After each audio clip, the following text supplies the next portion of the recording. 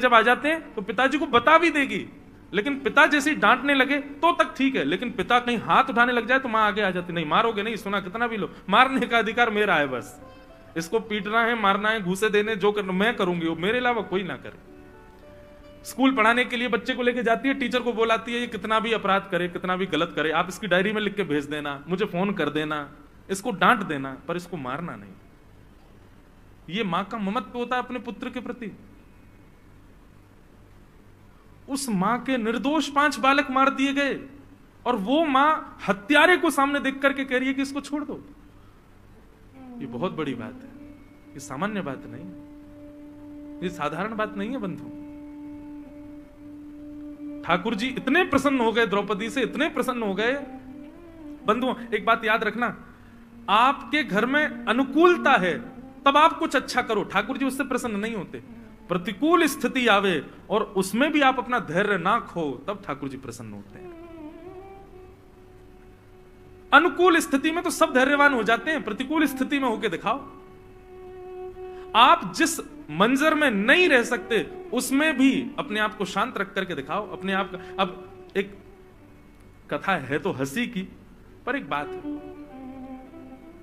वृंदावन में एक संत ने मौन व्रत धारण करने का नियम ले लिया, मैं मौन रहूंगा। कब तक मौन रहोगे? बोले 14 वर्ष तक मौन रहूंगा।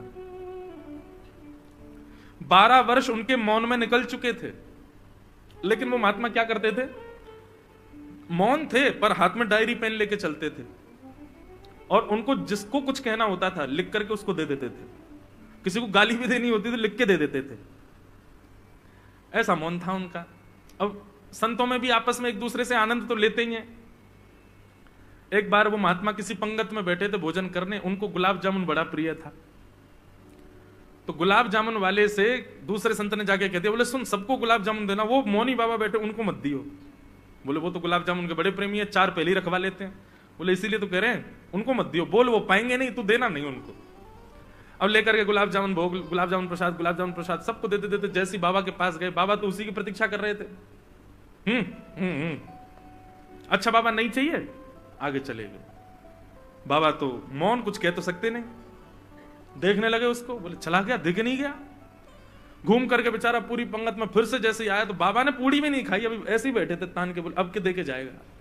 जैसे ही आया, बाबा गुलाब जामुन, अच्छा अभी ये नहीं खाया, इसके बाद पाओगे, ठीक है बाबा ठीक है, आगे चले गए। 3-4 बार उस व्यक्ति ने गुलाब जामुन दिखा करके भी नहीं दिया। 5वीं बार जब वो आए तो बाबा क्रोध में तिल मिला रहे थे, बोल सकते नहीं कुछ भी, और बाकी के महात्मा आनंद ले रहे थे। बोले अब आएगा आनंद। जैसे ही गुलाब जामुन लेके आया तो बाबा उसका हाथ पकड़ दिया। अच्छा बाबा ठीक है, अभी थोड़ी देर में लेके आऊं। आगे जैसे निकला बाबा खड़े हो गए। बोले इधर दे रहा, उधर दे रहा, बीच में क्यों नहीं रख रहा, यहां क्यों नहीं दे रहा मेरी पत्तल पर। सब बोले बाबा मौन। बाबा बोले राम राम राम राम, हो गया कल्याण हमारा। 14 वर्ष का मौन 12 वर्ष में टूट टाट गया। सब ने आकर के हृदय से लगाया, बोले अब 12 साल का ही रहने दो बाबा, प्रेम से गुलाब जामुन पाओ। प्रतिकूल स्थिति में अपने आप को संयमित रखना यह परीक्षा है। अनुकूल स्थिति में तो कोई भी रह लेगा, अनुकूल स्थिति में तो अपने ऊपर संयम कोई भी कर लेगा, प्रतिकूल में करके दिखाओ। जब दूसरों पे आती है तो सब उपदेश देने पहुंच जाते हैं, ऐसा करो ऐसा करो, अरे राम राम ऐसा नहीं, तुमको ऐसा करना था, ऐसा नहीं तुमको ऐसा करना था, ओहो तुमने ये गलती कर दी इसीलिए ऐसा हुआ है। लेकिन जब वही घटना खुद के ऊपर आ जाती है तो सब भूल जाते हैं, हम लोग निकल जाते हैं सब बाहर, कुछ नहीं कर पाते। लेकिन द्रौपदी की कितनी श्रेष्ठ बात, अपने बालकों के हत्यारे के लिए भी वहां पर वो धर्म का विचार कर रही है, न्याय का विचार कर रही है, करुणा का विचार कर रही है, समता का विचार कर रही है, निष्कपटता का विचार कर रही है, एक मां की पीड़ा का विचार कर रही है, उसके ब्राह्मणत्व का विचार कर रही है, वो गुरु का बेटा है इस बात का विचार कर रही है। कोई रीझा हो चाहे ना रीझा हो, पर श्याम सुंदर रीझ गए द्रौपदी से। क्रिया सदैव ऐसी करो जिससे ठाकुर जी प्रसन्न हो। हम लोगों की ऐसी कभी कभी ओछी हरकतें हो जाती हैं कि केवल 4 लोगों को खुश करने के लिए हम वो काम कर देते हैं। नहीं, क्रिया सदैव ऐसी करो जिससे श्याम सुंदर प्रसन्न हो। द्रौपदी पर भगवान रीझ गए। अर्जुन ने भगवान से पूछा, भगवान आप ही बताओ मैं क्या करूं। भगवान बोले ब्रह्म बंधुर न हंतव्य आतताई बधारण। अर्जुन, ब्राह्मण कैसा भी क्यों ना हो उसको मारना नहीं चाहिए, परंतु बालकों का हत्यारा कोई भी क्यों ना हो उसको छोड़ना नहीं चाहिए। अश्वत्थामा ब्राह्मण है इसलिए इसको मारना नहीं है, अश्वत्थामा छोटे बालकों का हत्यारा इसलिए इसको छोड़ना भी नहीं। अर्जुन समझ गए मुझे क्या करना है, मतलब मृत्यु दंड से भी कोई बड़ा दंड इसको देना है। और बंधुओं, आज आप स्पष्ट सुन लीजिएगा, मृत्यु दंड से भी एक बड़ा दंड होता है। क्या? प्रतिष्ठित व्यक्ति का भरे समाज में अपमान। ये मृत्यु दंड से भी बड़ा दंड है। और एक और बात कहें, बहुत सम्मान की इच्छा रखने वाले व्यक्ति के लिए मृत्यु दंड से भी बड़ा है दंड उसका अपमान हो जाना। और ऐसा व्यक्ति जब तक मरता नहीं तब तक अपने अपमान की अग्नि में जलता रहता है। मृत्यु को प्राप्त करने वाला व्यक्ति 5-6 घंटे में फिर भी चिता में जल जाता है, परंतु अपमान के अग्नि में जलने वाला व्यक्ति जीवन पर्यंत जलता रहता है। भगवान ने कहा, ये गुरुपुत्र है, इसको बहुत सम्मान मिला है, इसकी सब रेस्पेक्ट बहुत करते हैं। आज वही समाज इसके सामने खड़ा है जो इसका सम्मान करता है, सबके सामने इसका अपमान करो, यही इसका दंड है। आधी मूंछ, आधी दाढ़ी और आधे केश मूड़ करके अर्जुन ने उसकी ब्रह्म तेज की मणि को निकाल करके धक्के देकर के सभा से बाहर कर दिया। बोले यही उचित दंड है इसके लिए। अश्वत्थामा, अपमान हो गया अश्वत्थामा का। भगवान अब कहने लगे, भैया आप सब लोग अब अपने हस्तिनापुर की गद्दी संभालो, सब लोग व्यवस्थित हो जाओ, मैं द्वारिका जा रहा हूं। जैसे ठाकुर जी द्वारिका के लिए प्रस्थान करने लगे, इतने में ही बंधुओं, अश्वत्थामा ने अर्जुन की पुत्र वधू उत्तरा के गर्भस्थ शिशु को मारने के लिए ब्रह्मास्त्र छोड़ दिया। आकाश में ब्रह्मास्त्र देख करके उत्तरा दौड़ी दौड़ी भगवान के रथ के पास गई। भगवान द्वारिका को जा रहे थे कि पाहि पाहि महायोगिन देव देव जगतपते नान्यम तद्भयम पश्ये यत्र मृत्यु परस्परम। त्राहिमाम द्वारिकाधीश मेरी रक्षा करो। भगवान ने तुरंत अपना रथ रोका, उतर करके आए, देखा उत्तरा दौड़ी दौड़ी आ रही है। उत्तरा को तुरंत भगवान ने पूछा, क्या बात है उत्तरा, क्यों रो रही हो? उत्तरा ने कहा, देखिए ना भगवान, अश्वत्थामा ने ब्रह्मास्त्र छोड़ दिया आकाश में मेरे गर्व को मारने के लिए। मेरा गर्व भले ही, मुझे भले ही कुछ भी हो जाए, मेरे गर्व को बचा लो भगवान। मेरे पति को इन लोगों ने पहले ही चक्रव्यूह में फंसा करके मार दिया, कम से कम मैं अपने बालक को जन्म दूं, यह श्रेष्ठता तो मुझे प्राप्त हो। भगवान आप मेरी रक्षा करो। सबके मध्य आकर के उत्तरा ने जब भगवान से प्रार्थना की, ठाकुर जी एक रूप से तो बाहर खड़े थे, अदृश्य रूप से उत्तरा के गर्भ में प्रवेश करके भगवान ने उसके गर्भस्थ शिशु की रक्षा की। आकाश में देखते ही देखते ब्रह्मास्त्र नष्ट हो गया और किसी को पता नहीं चला कि यह ब्रह्मास्त्र नष्ट हुआ कैसे।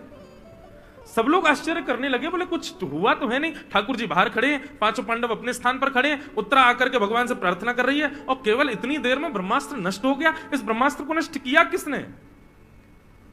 कोई नहीं पहचान पाया। लेकिन बंधुओं, कितनी अच्छी बात, ब्रह्मास्त्र जैसे नष्ट हुआ, आकाश की ओर सब लोग आश्चर्यचकित होकर देख रहे थे, कैसे नष्ट हुआ ब्रह्मास्त्र। ठाकुर जी ताली बजाने लगे, बोले जय हो जय हो जय हो। सब बोले क्या हुआ भगवान? बोले उत्तरा के भजन के प्रताप ने, उत्तरा के पातिव्रत धर्म ने, उत्तरा की धर्म नैष्ठिकता ने देखो ब्रह्मास्त्र को आकाश में नष्ट कर दिया। समझ में आई बात? नष्ट तो ठाकुर जी ने किया, लेकिन श्रेय पूरा उत्तरा को दे दिया। उत्तरा ने किया, उत्तरा के भजन बल ने किया। आप जाते हो मंदिर में जाकर के सोने का छत्र चढ़ा करके आए, पूरा मंदिर ताली बजाता, वाह वाह वाह भैया देखो इन्होंने सोने का छत्र चढ़ाया। ठाकुर जी मंद मंद मुस्काते हैं, क्यों? बोले बल तो हमने ही दिया, हमने ही योग्यता प्रकट करी, हमने ही ऐसी व्यवस्था करी कि ये सब छत्र आदि जो भी इसने चढ़ाया या जो भी सेवा इसने की वो ये कर पाया, पर श्रेय सारा इसी को ही मिल गया। ये ठाकुर जी का स्वभाव है बंधु। अब यहां की बात नहीं, पर कहीं भी कोई कथा कराए, बहुत बड़ी कथा हो, 10,000 लोग आ रहे हैं कथा में, सबका भोजन प्रसाद आदि, तो कई जगह क्या होता है, यजमान लोग आते हैं, महाराज जी कोई व्यवस्था तो नहीं मिलेगी। नहीं, आपको पता है महाराज जी 20,000 लोग रोज भोजन कर रहे हैं, सबके लिए एक टांग पर खड़े होकर सबकी व्यवस्था देख रहा हूं। हम मंद मंद मुस्कुराते, मैंने अच्छा जी। आप देख रहे हैं महाराज जी, एक भी श्रोता को कोई दिक्कत नहीं होती, बीच में पानी घूमता है सबके लिए, जल पियो सबके लिए। मैंने देखो क्या बढ़िया एसी लगवाए हैं पूरे पंडाल में। होता है कई जगह लोग बाग ऐसा बताते हैं बहुत। तब मुझे यही प्रसंग याद आता है। करता तो सब ठाकुर जी हैं, पर ठाकुर जी का स्वभाव कैसा है, क्रेडिट हमको ही दे देते हैं कि तुमने किया, पर हमारी सामर्थ्य कुछ नहीं है। और इसका सीधा प्रमाण है हमारे बर्बरीक जी श्री खाटू श्याम जी। उनसे जब पूछा गया कि महाभारत युद्ध का सबसे श्रेष्ठ योद्धा कौन था, युधिष्ठिर अपने धनुष को देखने लगा, मेरा नाम लेंगे? अर्जुन बोला, गांडीव धनुषधारी तो मैं ही हूं, मेरा नाम लिया जाएगा। सब लोग अपनी अपनी छाती चौड़ा रहे थे, लेकिन बर्बरीक जी के नेत्रों में आंसू आ गए। बोले, महाभारत युद्ध का सबसे श्रेष्ठ योद्धा कोई था तो योगेश्वर कृष्ण। युधिष्ठिर आदि बोले, हैं ये कन्हैया? बोले, हाँ। अरे आप भूल गए लगते हैं, इन्होंने तो शस्त्र भी नहीं उठाया पूरे युद्ध में। बोले, इसीलिए तो आप सब योद्धाओं को तो शस्त्र की भी आवश्यकता है, पर ये बिना शस्त्र के ही सबको मार रहे थे। और वास्तविकता में पूछो अर्जुन, तो जितनों को तुमने मारा वो सब मरे मराए थे पहले से ही। ठाकुर जी ने जिस दिन सोच लिया कि इसकी मृत्यु हो, उसी दिन मर गया, केवल छोड़ रखा कि अर्जुन बाण मारेगा तो श्रेय अर्जुन को मिलेगा।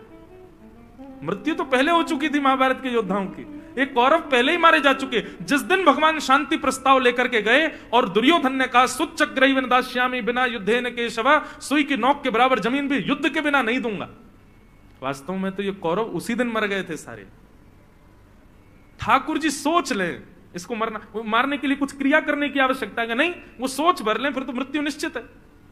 अर्जुन, भगवान ने तो उसी दिन सोच लिया था कि अब सर्वनाश होगा इनका, और सर्वनाश ठाकुर जी सोच लें, उसके बाद करने की आवश्यकता नहीं, हो ही गया। लेकिन ये करता छोड़ा था तुम्हारे लिए, ताकि श्रेय तुमको मिले। ये सब मरे मराए लाशों को तुमने बाण मारे हैं, ये मर तो पहले ही गए थे। इसलिए भैया आप कुछ भी नहीं करते हो। जो अपना भजन भी गिनते हैं ना, हम इतनी माला करते हैं, हम इतना नाम जप करते हैं, इतने घंटे बैठ के ठाकुर जी की सेवा करते हैं, यह भी आपके बस की बात नहीं।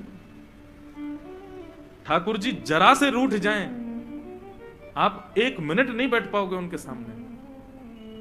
आप जो कुछ भी कर रहे हो सब ठाकुर जी की कृपा है, उन्हीं की ही कृपा है।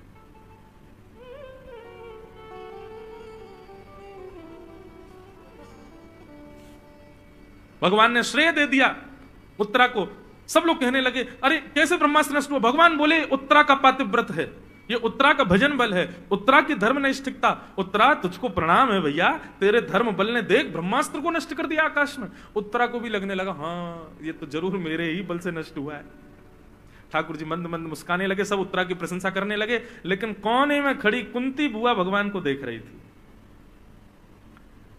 पास आई भगवान के, ठाकुर जी बोले, कहो बुआ, देखो कैसी बहू आपके घर में उत्तरा, इसका भजन बल, इसका धर्म बल, इसकी पातिव्रत सेवा, इस सबके बल से देखिए आज इसने ब्रह्मास्त्र को नष्ट कर दिया।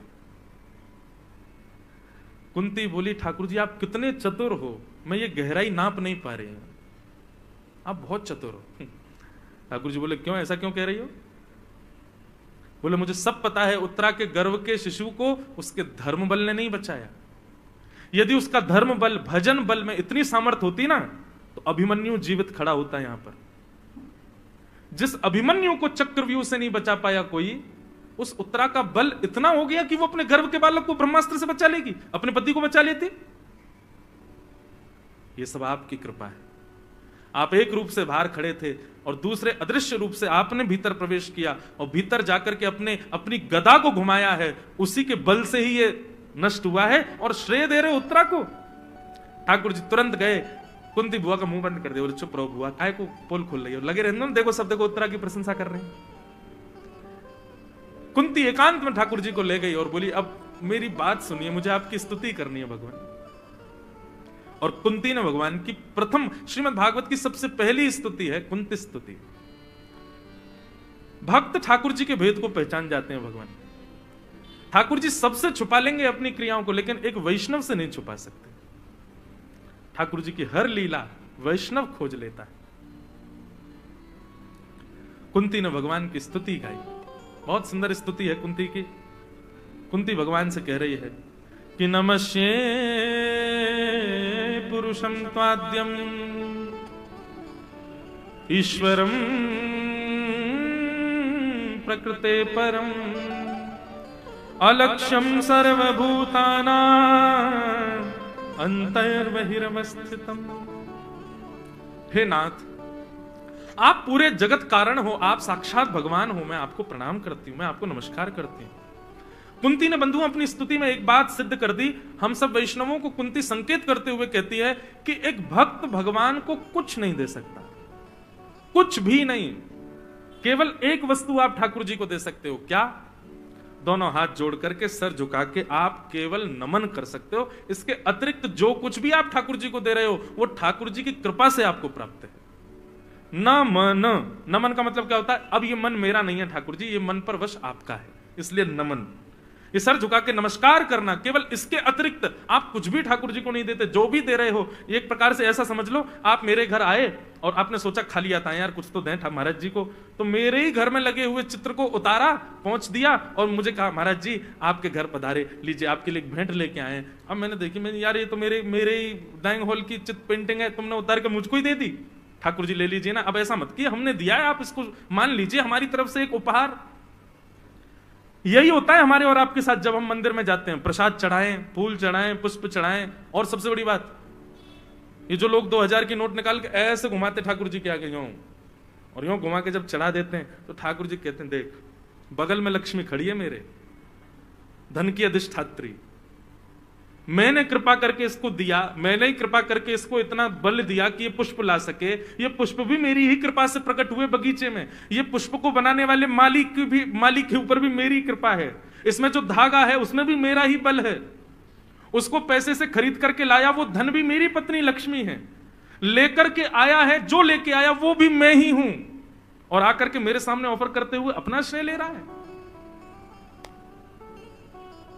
आप कुछ नहीं करते ठाकुर जी के लिए, केवल आप नमस्कार करते हो बस। ये दो हाथ जोड़ करके जो आप दीन होते हो ना, बस इसके अतिरिक्त आप और कुछ नहीं दे सकते ठाकुर जी को। कुंती ने यही कहा कि नाथ हम आपको कुछ नहीं दे सकते, केवल नमन कर सकते हैं। तो इसका मतलब ये नहीं है, अब कई कंजूस लोग भी तो बहुत हैं हमारे संसार में। कई लोग आ जाएंगे, महाराज जी आप ही तो कह रहे थे ठाकुर जी की सब वस्तु ठाकुर जी को, काय को 56 भोग लगा मैं ठाकुर जी को, काय को फूल का बंगला लगा मैं ठाकुर जी का, काय को सजावट करें ठाकुर जी की, सब ठाकुर जी तो कर रहे हैं, तो फिर हम लोगों को तो बिल्कुल नमस्कार ही करना चाहिए, नमन ही करना चाहिए, दान पेटी वगैरह सब हटा दो मंदिरों से, इनकी भी क्या आवश्यकता है, ठाकुर जी तो सब है ही है ठाकुर जी का। कई लोग कथा के दो अर्थ निकालने वाले भी होते हैं ना। भाई देखो, ये 56 भोग ठाकुर जी को क्यों लगाया जाता है? हे ठाकुर जी, इस विश्व में 8 अरब लोग हैं।